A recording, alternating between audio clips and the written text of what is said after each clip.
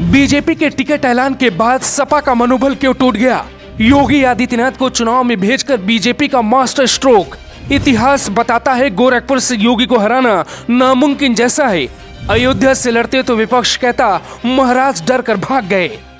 सबकी निगाहें योगी आदित्यनाथ पर है। सत्ता की आस में अखिलेश का हर हमला योगी आदित्यनाथ पर होता है, लेकिन योगी आदित्यनाथ डरे नहीं, बल्कि प्रदेश का बोझ संभालते हुए खुद चुनावी मैदान में कूद पड़े। अब किसकी हार होगी, किसकी जीत होगी, ये तो भविष्य के भंवर में है।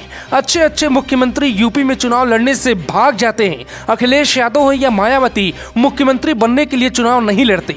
चुनाव लड़ने में डर होता है कि हार जाएंगे तो क्या जवाब होगा।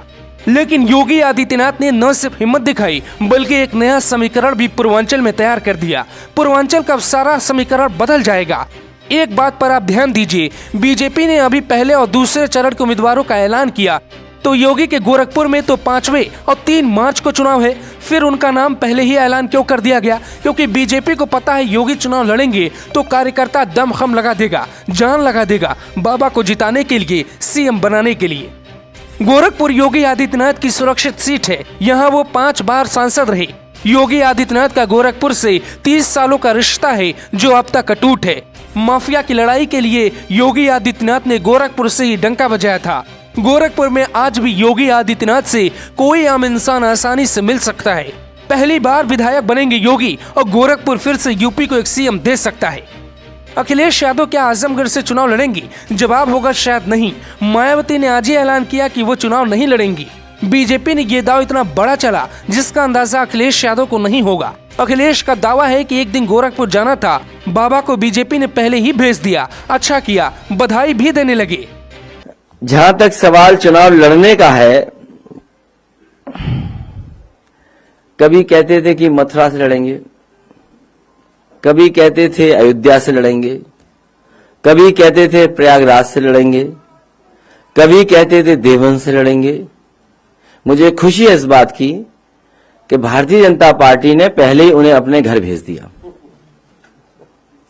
हालांकि वो कल से गोरखपुर में है, टिकट पहले बुक कराई थी उन्होंने 11 तारीख की। अब मुझे लगता है कि गोरखपुर में ही उन्हें रहना पड़ेगा। अब गोरखपुर से वापस आने की उन्हें जरूरत नहीं है। उनको बहुत बहुत बधाई।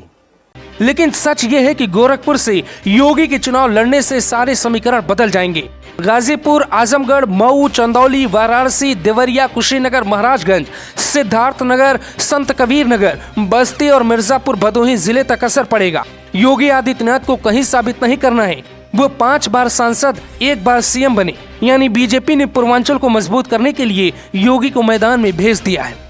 पूर्वांचल की 130 सीटें हैं। बीजेपी की 130 सीटें ही सबसे बड़ा आधार है, और यहाँ अगर 100 सीटें निकल गई तो बीजेपी को सत्ता से रोकना विपक्ष के लिए आसान नहीं होगा। ओम प्रकाश राजभर का प्रभाव वाला हिस्सा गोरखपुर और पूर्वांचल के कई जिले हैं, अब योगी के कंधे पर टिका है। यह निषाद बीजेपी के साथ है, अपना दल भी बीजेपी के साथ है। ऐसे में राजभर का प्रयोग ज्यादा नहीं बचेगा। बीजेपी ने कुल 107 नामों का ऐलान किया। इनमें से 63 मौजूदा विधायकों को टिकट दिया गया। पहले और दूसरे चरण में बीजेपी ने 20 विधायकों का टिकट काटा। जिन्हें टिकट दिया है उनमें 44 ओबीसी, 19 एससी और 10 महिलाओं को भी टिकट दिया। प्रतिशत के हिसाब से बात करें तो 68% उम्मीदवार ओबीसी हैं, एससी और महिलाएं हैं। गोरखपुर का ढेरों किस्सा हमने आपको सुनाया। केशव प्रसाद मौर्य को भी उनके गृह जनपद की सीट सिराथू से टिकट दिया गया है। डिप्टी सीएम दिनेश शर्मा कहां से चुनाव लड़ेंगे, इसका ऐलान नहीं हुआ। हालांकि बीजेपी की इस लिस्ट में कई ऐसे नाम हैं जिनका हारना मुश्किल होता है। Bureau report, global Bharat TV.